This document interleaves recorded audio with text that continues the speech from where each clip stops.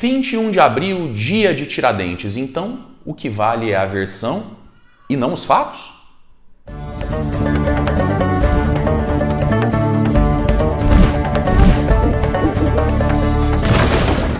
Caríssimos peripatéticos, sejam mais uma vez muito bem-vindos ao canal Missionário, o canal mais catilogente aqui do YouTube. O professor Renan hoje vem falar de uma figura histórica, um dos nossos heróis nacionais. Mas antes eu quero convidar você que está me assistindo a se inscrever no canal, caso não tenha se inscrito ainda, e já clicar no sininho da notificação para ficar sabendo dos próximos vídeos que eu vou publicar por aqui. Joaquim José da Silva Xavier, o Tiradentes, o líder da Inconfidência Mineira. E eu convido você que está me assistindo a fazer um pequeno exercício mental. Feche os olhos e procure imaginar, resgatar na memória a imagem que você tem de Tiradentes. Certamente você está vendo uma figura alta, magra, de cabelos compridos, barba longa, túnica branca, segurando um crucifixo com uma corda atada ao pescoço. Claro, essa é a imagem presente na cabeça da esmagadora maioria dos brasileiros, uma vez que ela nos foi ensinada nas escolas. Agora, o que eu tenho para te contar é que essa figura nunca existiu, quando menos não corresponde ao personagem histórico real. Mas afinal de contas, quem foi Tiradentes? Qual a sua verdadeira relação com a Inconfidência Mineira? E quando ele foi alçado à condição de herói nacional e transformado nesse Cristo da Liberdade? O que se sabe sobre a figura histórica de Tiradentes é que ele nasceu numa fazenda chamada Fazenda Pombal, nas imediações da atual cidade de São João del Rei, em 1746.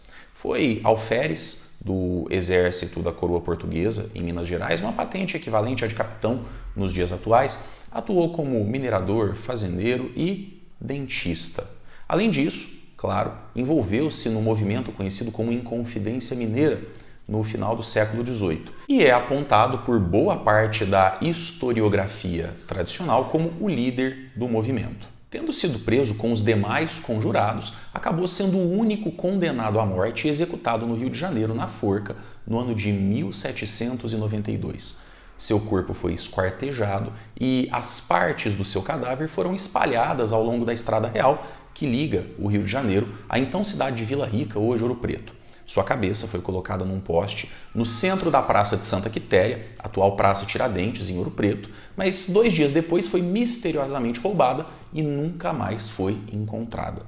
Fato que só serviu para aumentar a mística em torno dessa figura ainda pouco pesquisada e pouco conhecida de fato pelos historiadores brasileiros, apesar do muito que já se escreveu a respeito dele, sobretudo com objetivos políticos. Tiradentes teria sido, na verdade, o mais panfletário, o mais barulhento dos membros desse movimento, aquele que ia para as ruas conversar com as pessoas e pregar a necessidade do Brasil se separar de Portugal. No entanto, o verdadeiro líder daquilo que depois ficou conhecido como Inconfidência Mineira teria sido o poeta, jurista e ouvidor Inácio José de Alvarenga Peixoto. Esse sim seria a verdadeira cabeça da Conjuração Mineira, o responsável pela organização das reuniões e pela idealização do projeto político de um Brasil independente, que aliás nem seria um Brasil. O projeto dos Inconfidentes, se é que houve mesmo, seria o de separar Minas Gerais e, quando muito, São Paulo e Rio de Janeiro. Era muito mais um movimento de secessão, de divisão, do que de independência do Brasil. Tiradentes, no entanto, era uma figura de muito mais apelo popular, seja pelo fato de que era o menos rico dentre todos os membros participantes do movimento, seja porque ele tinha uma postura política muito mais próxima das massas e também por ter sido o único, no final das contas, executado pelo crime de traição e lesa majestade. O que pouca gente sabe é que durante a maior parte do século XIX, ele pouco foi lembrado, ele quase não era mencionado e somente no final desse século, com a expansão do movimento republicano no Brasil, é que a memória dele vai ser resgatada e reconstruída pela propaganda republicana. E esse resgate não se dá apenas pelo caráter popular da figura de Tiradentes se comparado aos demais membros da Inconfidência Mineira, mas também porque ele era o único militar. Vejam, a Inconfidência Mineira era constituída por advogados, juristas, escritores, literatos, intelectuais e até mesmo padres. Tiradentes, no entanto, era o único militar.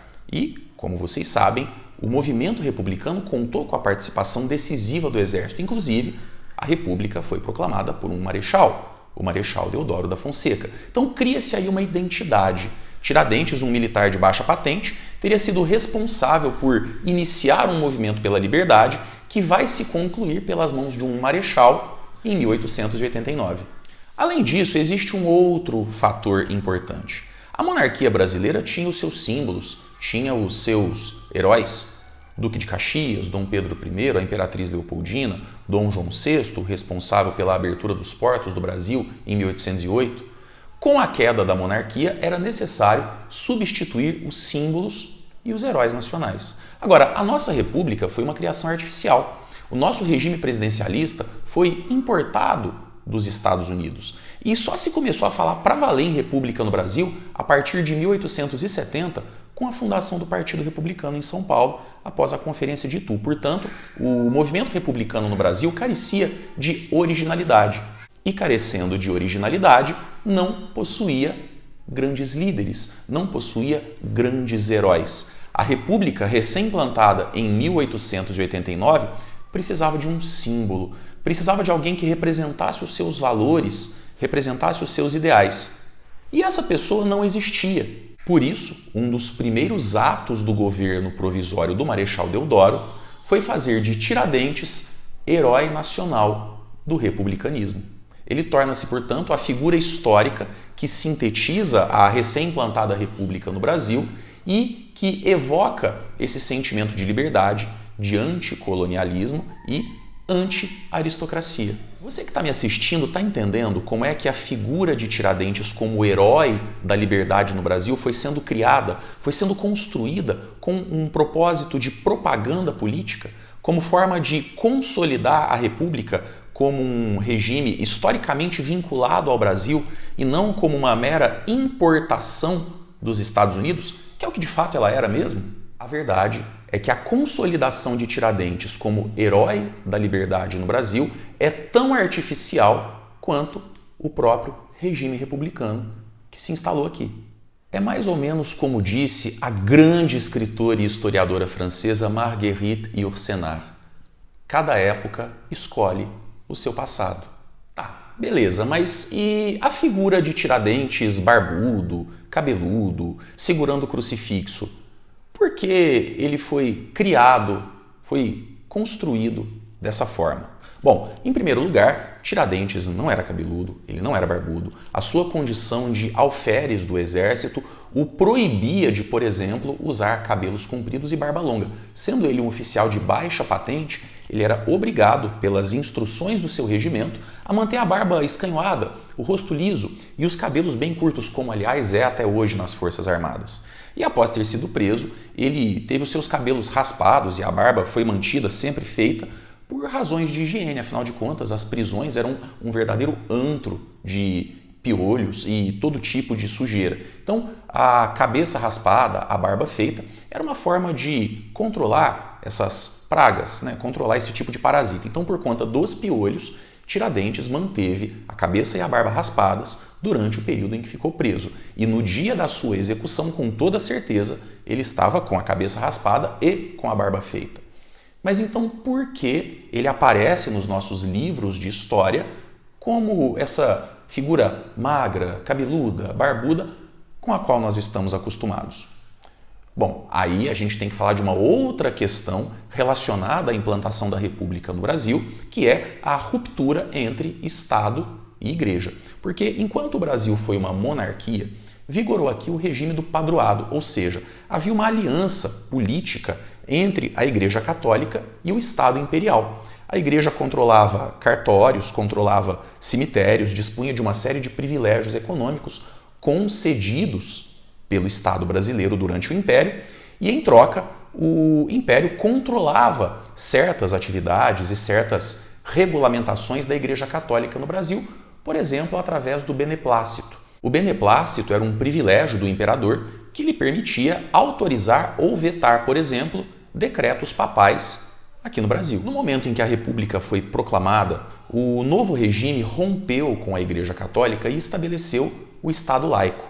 Então, era necessário que se criasse, junto com essa simbologia heróica e nacionalista que Tiradentes vai representar, algo que também substituísse o elemento religioso no imaginário popular. Então, Tiradentes, a figura de Tiradentes começa a ser construída, começa a ser criada como um novo Cristo. Vejam que coincidências interessantes. Não só ele começa a aparecer nas iconografias da época, e talvez o quadro mais famoso a cumprir esse papel seja o quadro Execução de Tiradentes, do Pedro Américo, que aliás era um pintor muito ligado ao Império, mas que depois vai aderir à República. É uma das primeiras obras que mostra Tiradentes barbudo e cabeludo, como também ele vai aparecer junto aos Inconfidentes como um novo Cristo, um novo líder. Vejam, 12 inconfidentes, um único acaba sendo morto. Tem até o novo Judas, que é o Joaquim Silvério dos Reis, apontado como o traidor dos inconfidentes, em última análise, o responsável pela execução de Tiradentes em 1792. Então, toda a construção do imaginário, da narrativa em torno da Inconfidência Mineira, vai ter, a partir do início da República no Brasil, o objetivo de associar a figura de Tiradentes à figura de Cristo, como esse novo mártir. Agora, não mais o mártir da religião, não aquele que morre pela salvação das almas, mas aquele que morre pela liberdade do Brasil. Isso está totalmente relacionado com esse novo momento em que o Brasil entra a partir do final do século XIX. Um Estado republicano, um Estado laico, que tenta apagar os vestígios da época imperial e também os elementos religiosos associados à nossa política interna, né, à administração do país. Então, esse Tiradentes Cristo, esse Tiradentes mártir, vai cumprir perfeitamente esse papel. E o grande problema disso é que, além de ter criado uma narrativa falsa sobre os fatos históricos do século XVIII, ainda construiu uma imagem, uma figura que não corresponde à realidade. Não só fisicamente, mas também no campo das ideias. Afinal de contas, como eu falei, Tiradentes não foi, ao que tudo indica, esse líder de um movimento republicano nacionalista que pretendia separar o Brasil de Portugal.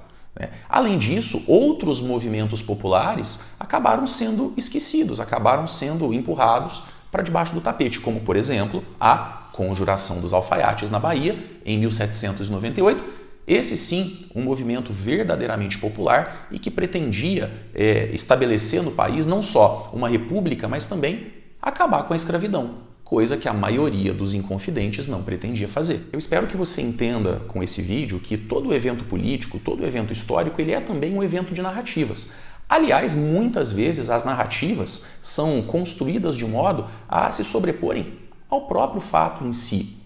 Seja, por exemplo, numa guerra, seja, por exemplo, numa revolução, ou mesmo na implantação de um novo regime, como fizeram os republicanos com Tiradentes a partir de 1889. E eu não quero, com isso, desmerecer ou reduzir a importância da Inconfidência Mineira ou até mesmo ofender uma memória histórica que é tão cara para muitos brasileiros. Eu apenas quero chamar a atenção de você que está me assistindo para o fato de que consciências podem e são muitas vezes manipuladas com objetivos políticos. E a maneira como a história de Tiradentes foi e é contada até hoje nas escolas é só um pequeno exemplo daquilo que acontece cotidianamente no Brasil e no mundo. Se você gostou desse vídeo, curta, compartilhe e me ajude a divulgar minha missão, que está só começando.